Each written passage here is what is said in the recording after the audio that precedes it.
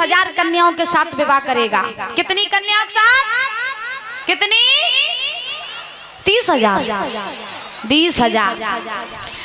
राक्षस ने संकल्प किया कि 20,000 कन्याओं के साथ विवाह करेगा। तो उसे जो कन्या अच्छी लगती थी उसी को पकड़ करके ले आता था और महाराज बंदी बना लेता था। तो उसने 16,001 कन्याओं को पकड़ लिया, 100 कन्याओं को पकड़ लिया और पकड़ करके महाराज जेल में डाल दिया। अब जितनी भी लड़कियां थी सो सब भगवान से प्रार्थना कर रही, रो रही कि कन्हैया मेरी टेर को सुनो और इस राक्षस के इस कैद से हमें आजाद करवाओ। तो उसी समय लड़कियों की आवाज प्रभु ने सुनी और सुन करके लड़कियों के पास में आ गई। प्रभु ने जवाब दिया, क्या बात है, क्यों तुमने हमें बुलाया?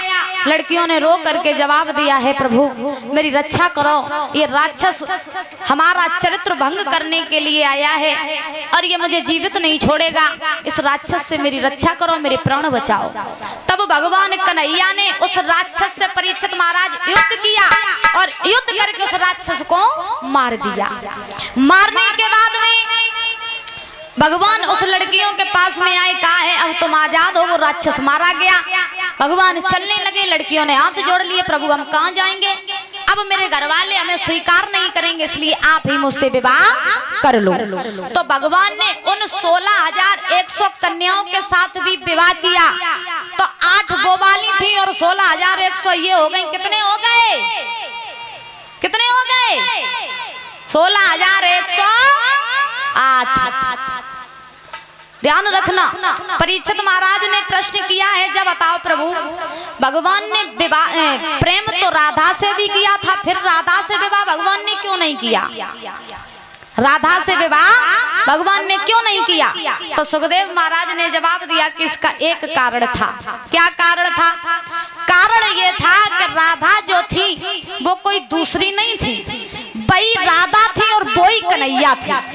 और जब एक ही शरीर हो तो फिर एक शरीर से विवाह कैसे हो सकते हैं?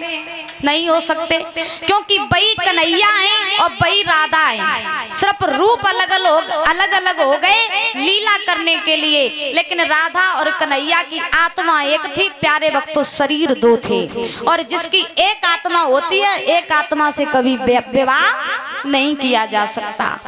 इसीलिए भगवान कन्हैया का विवाह राधा से नहीं हुआ। बोलिए वृंदावन बिहारी लाल की। इस प्रकार भगवान के 16,108 विवाह हुए और विवाह होने के बाद में इन 16,108 कन्याओं के गर्भ से 10-10 लड़कों ने जन्म लिया और एक कन्या ने जन्म लिया। अब गिनती लगाए के घरे जोड़ लियो जाए, भगवान की टोटल संतान हुई 1,61,080।